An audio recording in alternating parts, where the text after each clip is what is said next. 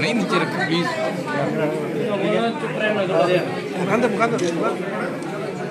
Anurag ji, party ने 5वीं बार आप पे भरोसा जताया है, क्या उम्मीदें रखेंगी? क्योंकि 5वीं बार है, लोगों की उम्मीदें आपसे कुछ ज़्यादा बढ़ रही हैं। मैं सबसे पहले तो माननीय प्रधानमंत्री श्री नरेंद्र मोदी जी का, माननीय गृह मंत्री जी का, माननीय राष्ट्रपति का, पार्टी के केंद्र एवं प्रदेश के नेतृत्व का आभार प्रकट करता हूं, जिन्होंने 5वीं बार मुझ पर विश्वास व्यक्त किया है।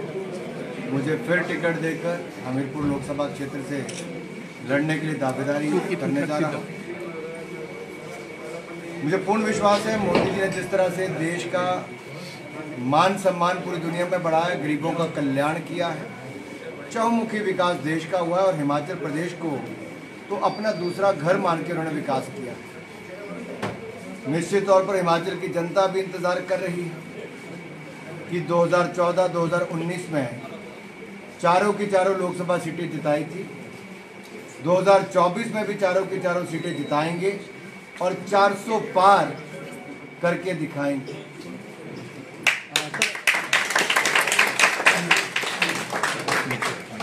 एजेंडा क्या रहेगा? विकास, विकास और विकास, यही हम लेकर जाएंगे।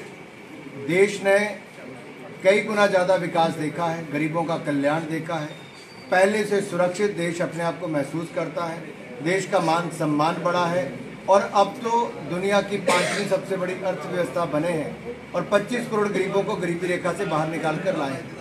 यही नहीं, दुनिया की उम्मीदें आज भारत और भारत के नेतृत्व पर टिकी और दुनिया को लगता है भारत का विकास होगा तो दुनिया को भी उससे फायदा होगा, भारत का नेतृत्व मजबूत होगा तो दुनिया में नेतृत्व देगा। और इसलिए तो मोदी जी आज दुनिया के सबसे लोकप्रिय नेता के रूप में पिछले 4 सालों में लगातार चुनकर आए।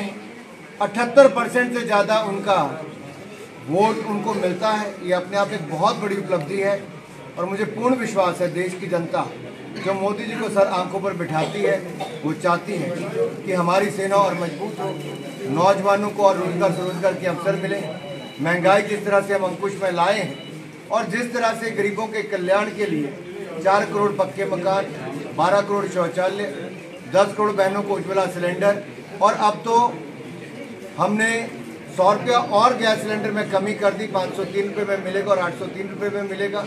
और इसके साथ साथ 13 करोड़ घरों को नल से जल देने की सुविधा कर दी, 60 करोड़ लोगों को मुफ्त में 5 लाख रुपए का इलाज मिल रहा है, 80 करोड़ लोगों को मुफ्त में अनाज मिल रहा है। लेकिन अभी हमें बहुत आगे जाना है और भी करके दिखाना है, इसलिए निरंतरता बहुत जरूरी है। निरंतरता इसलिए जरूरी है ताकि ये जो योजनाएं हैं हम ऐसी योजनाएं और भी ला सकें और देश का चहुमुखी विकास फिर करवा सकें। सर, सीए को लेके गुप्ता जी का कहना है कि पश्चिम बंगाल में इसको लागू नहीं होगा। ये देश का कानून है, लोकसभा राज्यसभा दोनों ने सीए को पास किया, अब तो नियम बनकर भी सामने आ गए और ये तो लागू होगा ही। इससे किसी की नागरिकता नहीं जा रही, नागरिकता देने का काम हो रहा है।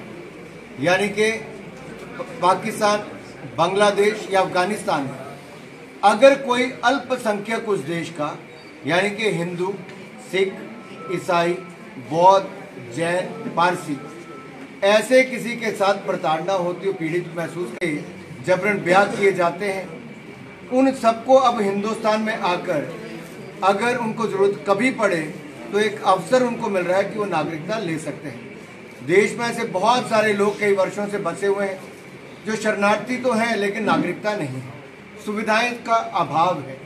अब उनको नागरिकता भी मिल जाएगी। ऐसे बहुत सारे दलित परिवार हैं, सिख परिवार हैं, बौद्ध हैं, पारसी, जैन भी हैं, हिंदू भी, जिनके साथ अन्याय हुआ, उनकी बेटियों की इज्जत लूट ली गई, जबरन ब्याह कर दिया गया। कहाँ जाते वो बेचारे? आज मोदी जी ने उनको नागरिकता देने का काम किया है, लेकिन कुछ लोग भ्रम पैदा कर रहे हैं और आज उनके घर के बाहर प्रदर्शन भी किया इन लोगों ने। केजरीवाल जी, ममता जी, राहुल गांधी जी, अब तो झूठ बोलना बंद। कहना चाहता हूँ, मोदी सरकार तो सबका साथ, सबका विकास और सबका विश्वास, इसी में विश्वास रखती है। हमने जो कुछ योजनाएं लेकर आए बिना भेदभाव से उसको लागू करवाया। लेकिन ये जो पार्टियां हैं ये अपनी राजनीतिक रोटियां सेकती हैं। माननीय गृह मंत्री जी ने स्पष्ट किया, 14 साल की बच्चियों को जबरन ब्याह करने पे लगा देते थे। क्या बीती होगी उस माँ बाप के ऊपर जिसके सामने उसकी बेटी को उठाकर ले जाते हैं और उनके साथ वो किया जाता है जो कोई माँ बाप कभी शायद स्वीकार ना करे। लेकिन शायद ममता जी के दिल में ममता उन बहनों के लिए नहीं।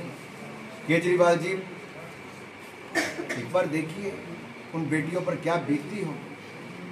अपनी राजनीति के लिए इतना नीचे मत गिरिए। सर टाइमिंग पे भी प्रश्न लग रहे हैं, इसलिए भारतीय जनता पार्टी ने राम मंदिर बनाने का, ट्रिपल तलाक पे कानून बनाने का, धारा 370-35 से हटाने का और इसके साथ साथ सीए कानून बनाने का हमने प्रण लिया था। हमने अपने संकल्प पत्र में कहा था, हमने सारे वायदे पूरे किए हैं और सीए को भी संकल्प से सिद्धि तक ले जाने का हमने काम किया। आप टाइमिंग की बात करते हैं, 2019 में आते हमने धारा 370-35 को खत्म कर दिया। हमने ट्रिपल तलाक पर कानून बना दिया, राम मंदिर का निर्माण करवा दिया। अब सीए पर नियम भी लेकर आए। कानून तो हमने पहले पास करवा दिया था। नियम बनने में क्योंकि बीच में कोविड भी आया, बहुत सारे और भी कारण रहे। अब ये विषय चर्चा करके सब किया जाता है और मुझे लगता है जो 70 साल तक कांग्रेस नहीं दे पाई थी, नेहरू जी ने विभाजन के समय कहा था। हालांकि विभाजन किस नाम पे विभाजन हुआ था? धर्म के आधार पे, धर्म के आधार पे हुआ था ना। तो उसके बाद ये भी कहा गया था कि अगर कोई पाकिस्तान में रह गया है, अफगानिस्तान में, बांग्लादेश में है, तो उनको वहां की सरकारें अपने संविधान के अंतर्गत वहां के अल्पसंख्यकों को सुरक्षित महसूस करवाएगी, पूरे सब अधिकार देगी। जब नहीं दिए तब जाकर हिंदुस्तान को एक कानून बनाना पड़ा। अगर उन्होंने अपना काम पूरा किया होता, जैसे भारत में अल्पसंख्यक सुरक्षित भी है, सबका साथ सबका विकास में उनको सब सुविधाएं भी मिलती हैं, काश ये पाकिस्तान में भी हुआ होता। वहां नहीं हुआ, तब जाके भारत को एक कानून सीएए का बनाना पड़ा। बहुत बहुत थैंक यू।